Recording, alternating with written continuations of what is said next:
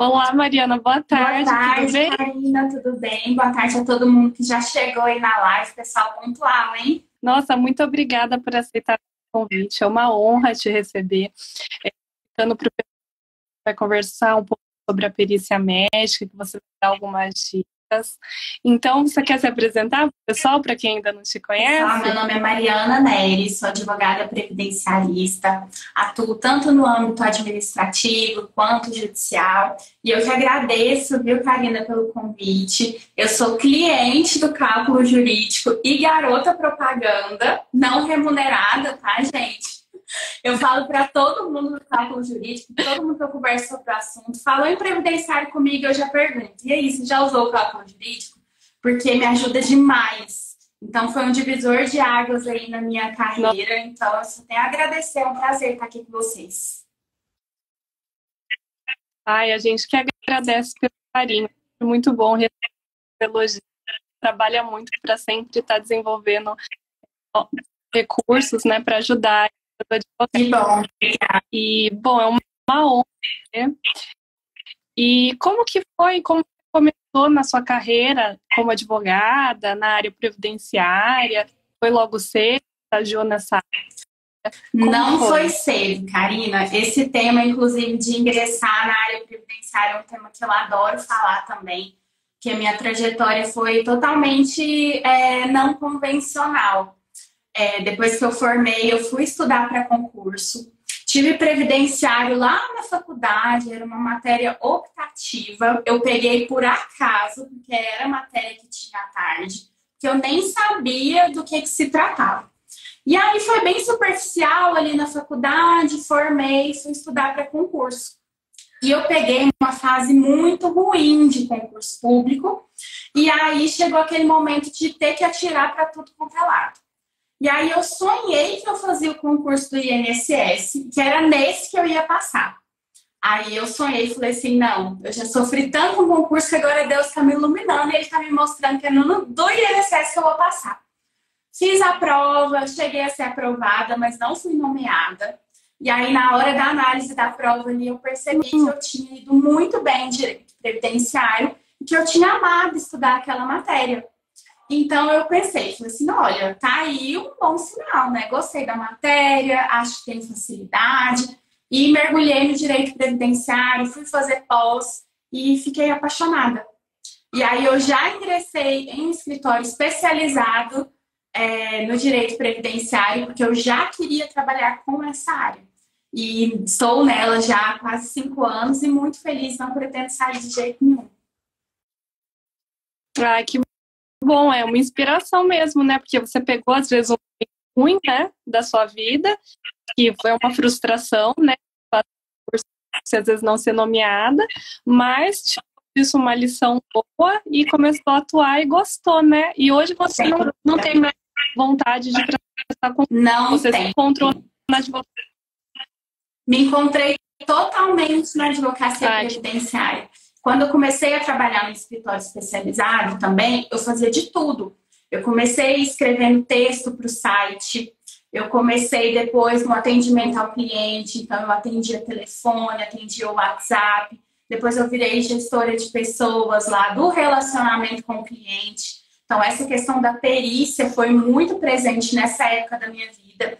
E aí depois eu me tornei advogada, que eu fui me encantando ali com o direito previdenciário e na materialização, né, dele na prática. É por ser uma matéria transformadora de vidas, né? E a gente vê isso acontecendo. É diferente de outras matérias que às vezes fica ali muito na discussão jurídica, no campo das ideias. O previdenciário a gente entrega a carta de concessão na mão. A pessoa brilha o olhar e fala, graças a sim. Deus deu certo.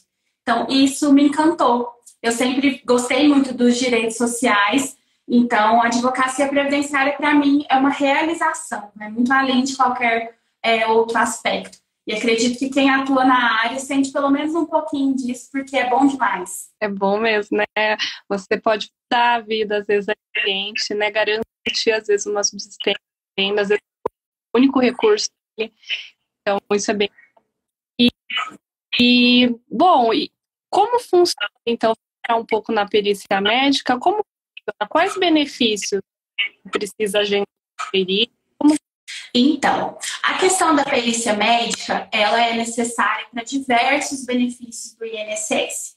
Não só os benefícios por incapacidade, por exemplo, como auxílio por incapacidade temporária, o auxílio acidente, o LOAS, né? O LOAS deficiente, que é o benefício assistencial, que a gente ainda chama popularmente de LOAS, mas mudou para benefício assistencial, né? Mas todo mundo conhece assim.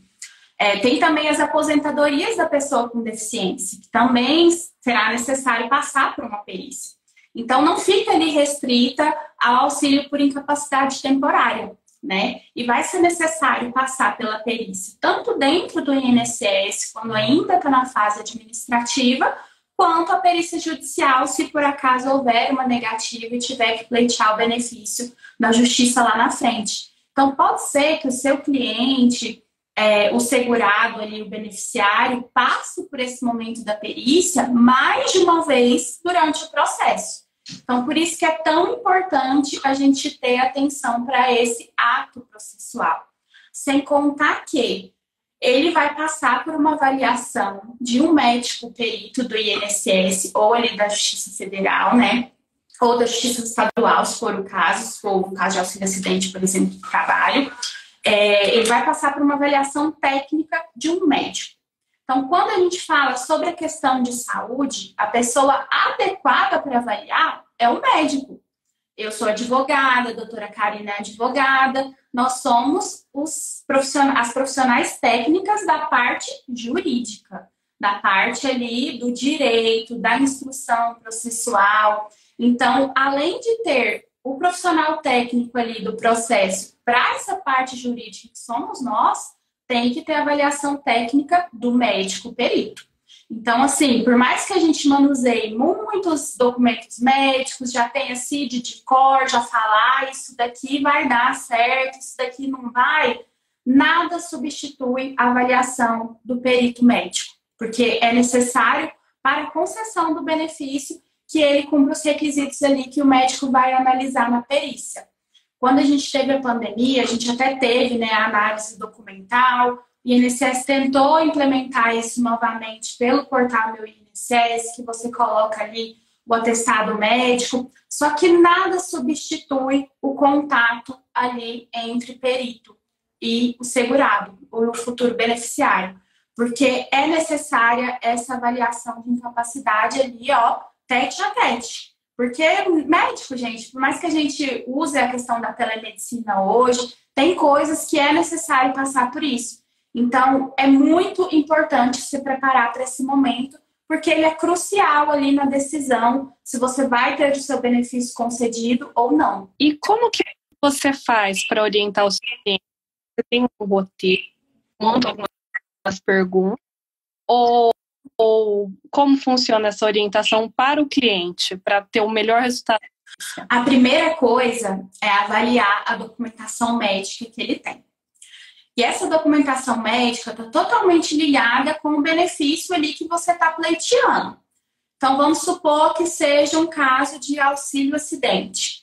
É importante que a documentação médica que ele tenha fale sobre a consolidação das sequelas, mesmo que sejam sequelas mínimas, que a existência daquela sequela fez com que houve uma diminuição da capacidade para o trabalho que aquela pessoa exercia na época que ela sofreu um acidente. Então, você precisa ali saber se a documentação médica que o cliente tem vai convergir com o que é necessário para conseguir aquele benefício.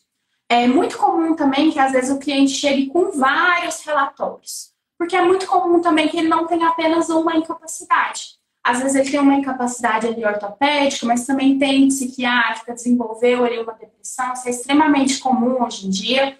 Então, separe ali a documentação médica referente àquela incapacidade que está sendo avaliada naquele processo. Porque, às vezes, ali, pela ansiedade e pela necessidade do benefício, o cliente já chega no médico perito querendo falar tudo.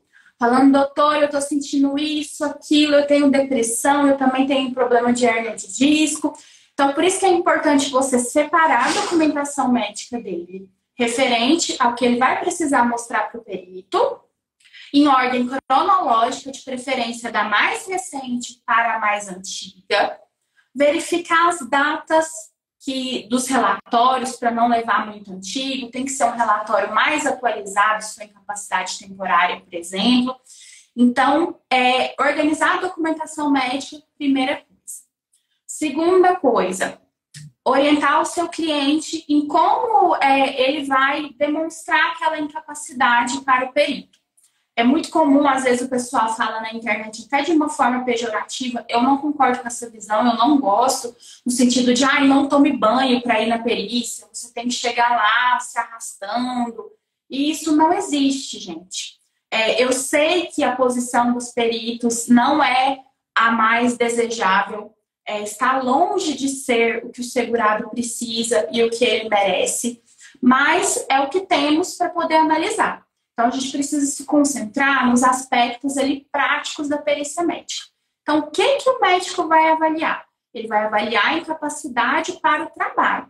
Você pode ter a doença mais grave do mundo. Se não gerar incapacidade para a atividade que você exerce, ele não vai considerar aquilo para fins do benefício de auxílio por incapacidade temporária, por exemplo.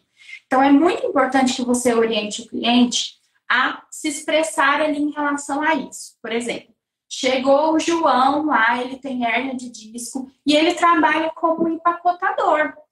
Se o perito médico não souber que ele trabalha com isso, que ele trabalha pegando peso, ele pode olhar ali para o João, olhar a documentação médica e não fazer ali a ligação que ele deve fazer. Então, é importante você orientar o cliente nesse sentido. Fala, olha, fala a sua profissão, eu sou empacotador, eu tenho hérnia de disco, eu sinto muitas dores, eu não consigo abaixar, tem dia que eu não consigo nem levantar, a minha coluna trava, já tive que andar de cadeira de rodas. Como que essa pessoa vai trabalhar como empacotadora? Então, assim, é muito importante que o segurado ali no momento da perícia deixe claro esse nexo de causalidade entre a incapacidade e a atividade que ele exerce, para que o perito não tenha nenhuma dúvida quanto a isso. Então, essa questão da preparação em relação ao que falar para o perito também é muito importante. Outra orientação também, vá vestido adequadamente, como se você fosse numa consulta médica comum, não precisa ir super arrumado, nem super desleixado para parecer mais doente. Isso não funciona, gente. Se já funcionou lá atrás, hoje não, tá? Porque a doença, a incapacidade, ela não tem cara, tá? Então, é importante que o médico perito avalie a documentação médica e você, como advogado, deve orientar o seu cliente em relação a isso. Então, chegue cedo para a perícia, meia hora antes ali, confirme com o seu advogado o endereço antes, a localidade. Às vezes, a primeira perícia ali que você fez foi lá no INSS, mas agora você está no processo judicial, a sua perícia vai ser em outro lugar. Então, para não ter nenhum tipo de ruído e você não perder a perícia, converse com seu advogado antes, e vocês aí, advogados que estão me vendo agora, façam um roteiro ali para o seu cliente seguir. Documentação médica organizada, o que ele precisa deixar claro para o perito, que é o nexo de causalidade ali que o benefício vai exigir, aí depende do benefício que você está pleiteando.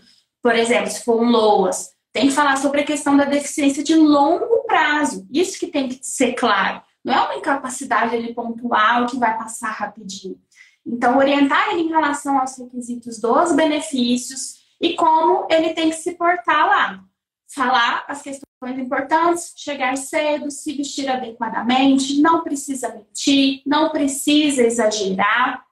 Fale ali, seja honesto e faça tudo que está ao seu controle para deixar aquele momento ali o mais proveitoso possível para o seu processo. Porque depois, ganhar ali o processo na justiça, passar por uma nova perícia, procurar nova documentação médica ou reverter um laudo ali que foi desfavorável, vai gerar muito mais trabalho. E o mais importante, mais demora, gente. Quanto antes a perícia for favorável, melhor para o seu cliente, melhor para você. A gente tem que ter isso em mente. Além da pessoa estar precisando do benefício, ela está doente. Então, é importante que a gente trabalhe o melhor possível nessa fase do processo para que ele seja mais rápido. Mas são muito interessantes essas dicas que você passou sobre a maneira de comunicar com o perito, né? Porque o perito está acostumado, trabalha com isso o dia inteiro, às vezes faz anos, então ele vai ver se a pessoa está tentando simular uma situação e pode ser pior, né, para a pessoa. Então, a comunicação também é importante na hora, como falar, né, com o perito. E o que fazer se for indeferir a perícia na via administrativa? Vamos supor que a pessoa tenha passado ali pela perícia no INSS, o benefício dela foi negado. A primeira coisa é busque um profissional de sua confiança, tá? Se caso for necessário, se caso você quiser se sentir mais amparado naquele momento para saber o que fazer dali para frente. Se não, você pode entrar com recurso administrativo dentro do INSS mesmo ou buscar a justiça para poder entrar com o processo para poder reverter aquela decisão do INSS. No entanto, é muito importante que durante o processo você consiga documentações médicas novas que corroborem com a sua alegação ali do início, que a incapacidade persiste, porque às vezes, vamos supor que a pessoa entre com recurso administrativo ou na justiça, com o documento médico lá de trás, quando vai passar na perícia da justiça, já não tem documentação médica nova, como é que ela vai provar para o perito e para o juiz que ela esteve em tratamento ali durante todo o processo até a nova perícia? Então, é muito importante manter o acompanhamento médico e fazer um dossiê mesmo ali de documentos para levar na hora da nova perícia e aí ter a resposta do juiz ou do relator. Normalmente, em incapacidade, a gente busca a justiça, né, por ser mais célere, e pelo fato dela passar por um médico que não seja ele o perito do INSS, mas um perito designado pelo juiz, é mais vantajoso entrar na via judicial em relação ao benefício por incapacidade. Então, ela vai ter ali uma nova oportunidade, sem contar que o juiz vai avaliar outros aspectos também da incapacidade dela, como, por exemplo, a inserção dela na sociedade, a manutenção dela na sociedade, todos os aspectos ali que permeiam aquela incapacidade. Então, teve o benefício indeferido lá no INSS porque não passou na perícia e você está incapacitado, você não tem condição de trabalhar, não desista. Busque seus direitos, um profissional da sua confiança para poder te auxiliar. Porque às vezes foi um errinho bobo ali na hora da perícia, documentação médico desatualizado, ou você falou que estava trabalhando e na verdade não estava, e falou ali meio sem pensar. Às vezes uma informação que a gente fala no momento errado ali pode gerar um deferimento injusto. Então, se por acaso não passar na perícia, não desista se você permanecer incapacitado. Se não tiver, infelizmente, aí não tem o direito mesmo, né? Porque às vezes a pessoa acha que só por ter a doença ela tem direito ao benefício. E não é bem assim. Ah, entendi. E qual a principal diferença que você percebe entre o perito do INSS e o perito designado no processo judicial? O perito do INSS, ele vai avaliar ali, normalmente, aqueles dados que a gente puxa pelo laudo médico do INSS. Data de início da incapacidade, data de cessação do benefício, a profissão, que às vezes se não tiver ali na carteira de trabalho, se o segurado não falar, ele não vai saber, tá? Normalmente a demanda ali do INSS é muito maior. O médico tem que fazer muitas e muitas perícias durante o dia.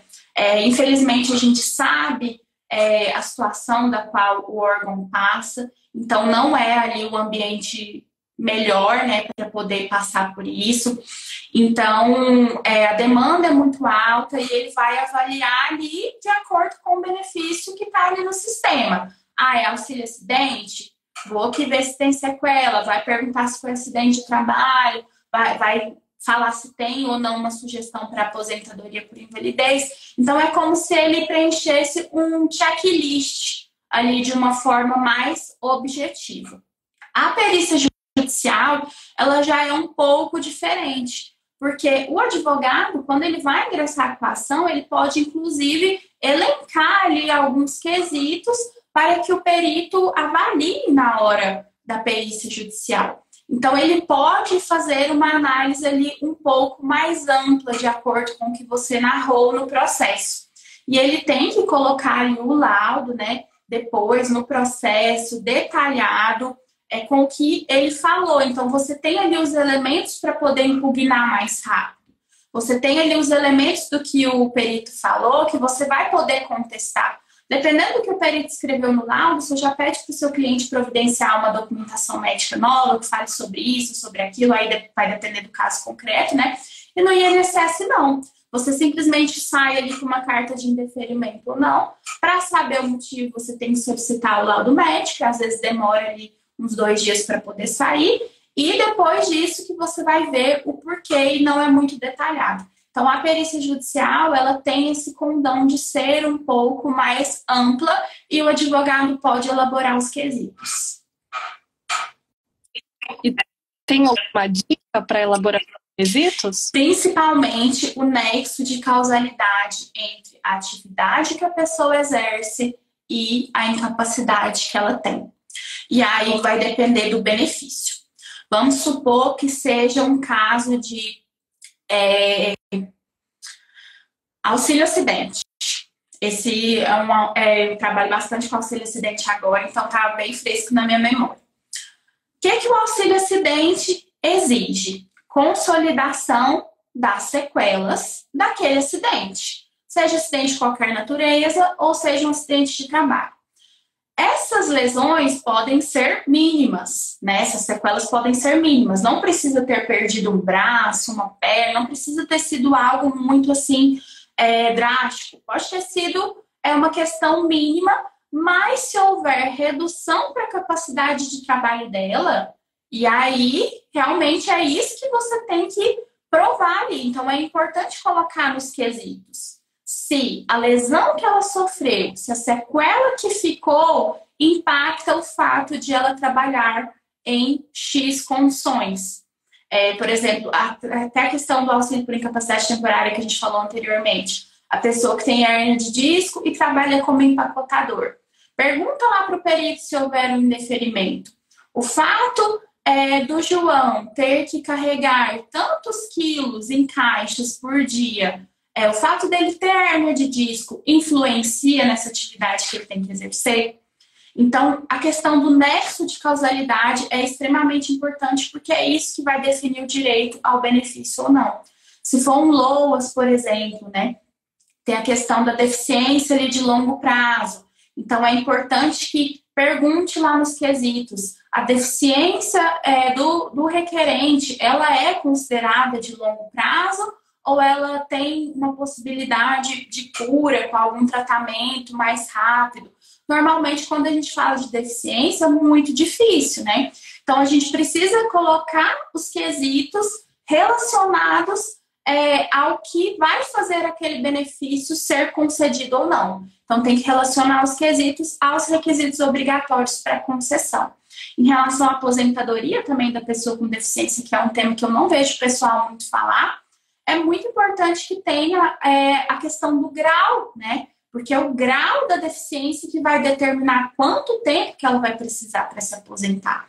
Então, essa questão da perícia médica, de preparar os quesitos, estudar o caso, pode gerar ali concessões muito mais favoráveis, de uma forma muito mais rápida, para uma gama muito grande de benefícios. Não é só benefício por incapacidade, mas aposentadorias também. Bom, então a gente pode falar que um grande erro do advogado é usar um modelo para todos os clientes. Exatamente, esse é um erro.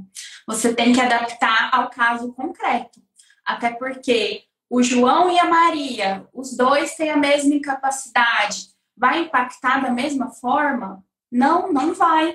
Porque a Maria, ela é dona de casa. Ela limpa ali a casa, se ela tiver algum problema de coluna, como é que ela vai fazer? Vamos supor que o João seja cantor. E aí ele não precisa necessariamente cantar em pé. Então, assim, você tem que avaliar o caso concreto. O advogado não pode deixar nas mãos ali apenas da avaliação do perito, apenas do INSS, apenas do juiz. A nossa responsabilidade é demonstrar esse nexo de causalidade. Então, fazer os quesitos específicos para o caso concreto é fundamental. Bacana. Você comentou que trabalha bastante com auxílio acidente. Tem algum caso recente que você consiga compartilhar para cá? Essa questão do auxílio acidente, ela é muito interessante, porque às vezes a pessoa sofreu um acidente lá atrás, né?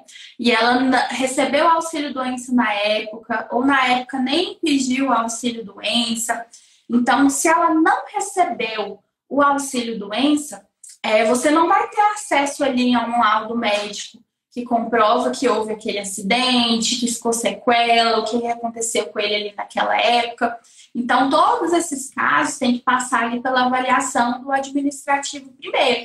E uma experiência que eu tenho tido, que antes eu ouvia muito falar de outros advogados e hoje eu vejo que na prática é diferente, é que é plenamente possível você ter concessões, sim, de auxílio acidente na via administrativa.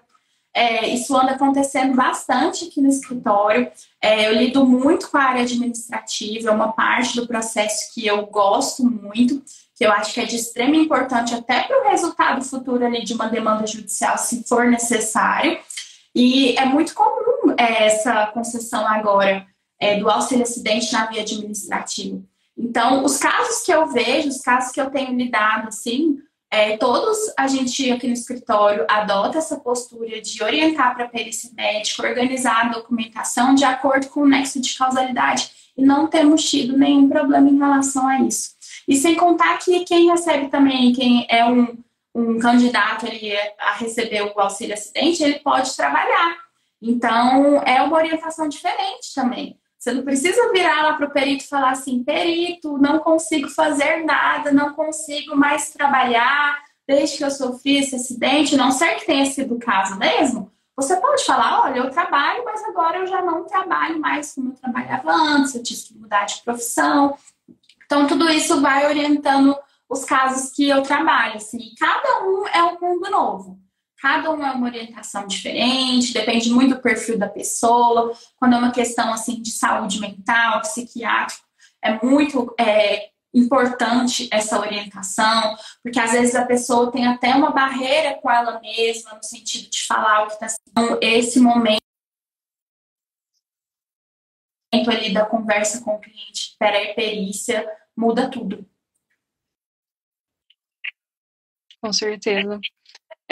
E assim, como a gente tem bastante gente que assiste, que está iniciando, como cobrar o cliente, tanto nessa fase administrativa, quanto for indeferido e precisar de um processo administrativo ou de um processo judicial? Qual é uma forma assim, que você indica para precificar? Para precificar, eu acredito que é importante você olhar as condições ali do cliente. Normalmente, benefício assistencial é comum, né, que se cobre um pouco menos. Em relação à aposentadoria, avalie a RMI do cliente. Então, ali na análise inicial, na hora de fazer a contagem de uma aposentadoria, verifica a RMI para poder precificar. Tenha um preço fixo ali para a via administrativa e um adendo no seu contrato para, se caso for ingressar na via judicial, observando, claro, a tabela da OAB vinculada ao seu estado, as condições ali de pagamento, né? Hoje, com a análise automática do INSS, é muito comum a concessão ali automática. E antes a gente era muito acostumado a cobrar apenas em cima ali dos atrasados, né? E hoje essa realidade mudou pela rapidez ali do processo administrativo. Então, é necessário sempre mudar também e ir atualizando essa forma de cobrar. A forma como eu uso é a questão da realidade ali do cliente. Claro que tem os valores mínimos estabelecidos pela OAB, que não pode cobrar menos do que está na tabela, mas é importante você verificar ali o poder ali aquisitivo do cliente em relação à RMI dele, há quanto tempo ele vai receber aquele benefício. Então, isso tudo são aspectos importantes para poder precificar. Então, a primeira dica é verifique na tabela, coloque ali adicionais no seu contrato de que, se for necessário entrar com recurso na via administrativa ou judicial, tem o acréscimo X. Se for necessário, dar uma nova entrada na via administrativa, porque a avaliação técnica ali é a sua, o cliente não sabe o que você tem que fazer. Então, coloque ali essas ressalvas no seu contrato para que você não cobre ali só no início e acabe ficando no prejuízo, porque às vezes o processo vai se estender aí por muito tempo, às vezes um processo que você achou que ia ser rápido. Então, é interessante ter ali um valor em cima do proveito econômico, né, dos atrasados, mas também um fixo mínimo inicial para que você consiga fazer ali a manutenção do seu escritório também. E agregar serviços, né? Eu acho que hoje o advogado que depende apenas ali do judicial, da justiça para receber seus honorários, com o tempo vai ficar, o seu negócio vai ficar insustentável. Então é importante agregar serviços, e eu acho que depois ali da IN de 2022, a 128, no administrativo, essa gama de serviços aumentou muito, porque a responsabilidade de instrução processual foi toda passada para o segurado. E a gente que lida com o segurado, a gente sabe que ele não sabe o que ele tem que fazer, como que ele tem que fazer. O INSS está cada vez mais técnico nas suas exigências, então isso aumenta ali a importância do advogado na instrução do processo. E é claro que isso deve refletir nos seus ganhos, porque é trabalho. Então, agregue serviços e tem ali um valor mínimo inicial e também sobre os atrasados. Não, essa é uma dica muito legal, porque às vezes o seu cliente chega no seu escritório com uma dúvida, mas às vezes ele tem direito de outras coisas, né? Pode ingressar com outros processos, e é bom para ele e é bom para o advogado também, né? Que vai ter mais serviço, mais horários. Então é muito bacana sempre analisar, verificar a possibilidade de outros processos, né? Outros pedidos. Exatamente. E, bom, como a Mariana estava comentando, é importante ficha de entrevista, contrato de honorários, análise de RMI, tudo isso o CJ pode ajudar vocês. Vocês ainda não conhecem, vocês têm 15 dias aí para testarem, vai para calcular os benefícios, verificar também quanto pode ser que você receba de honorários. Então, aproveitem. E agora, a gente pode entrar já para a parte de dúvidas, que eu vi aqui que já tem algumas dúvidas.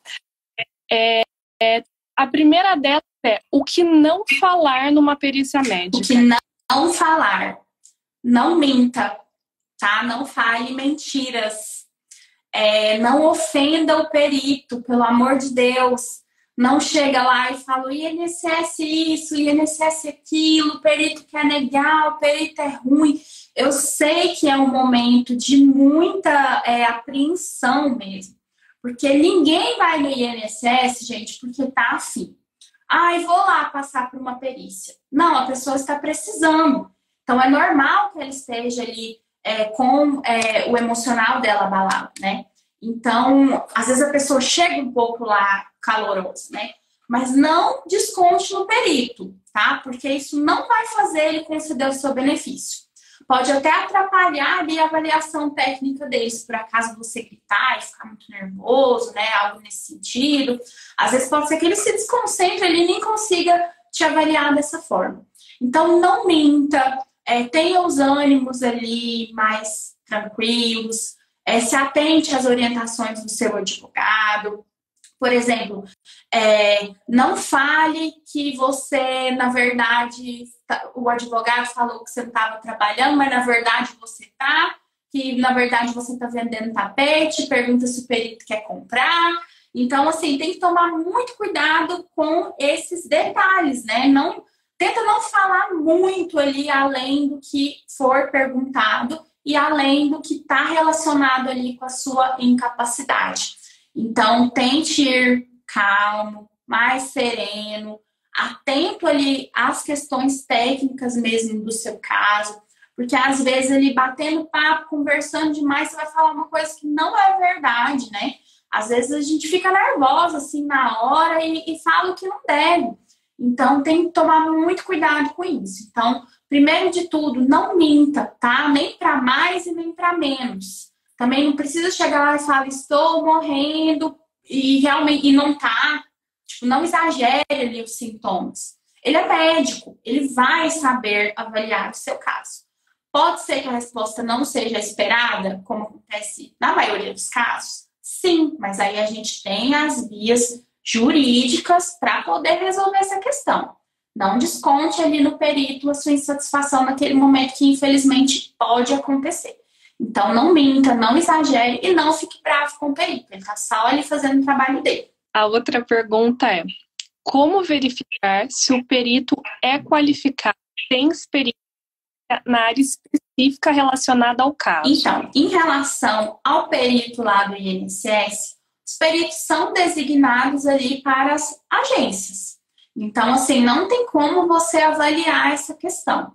Ele é um perito designado pelo INSS, ele é ali responsável normalmente pelo atendimento daquela agência específica. Então, não tem como avaliar essa questão.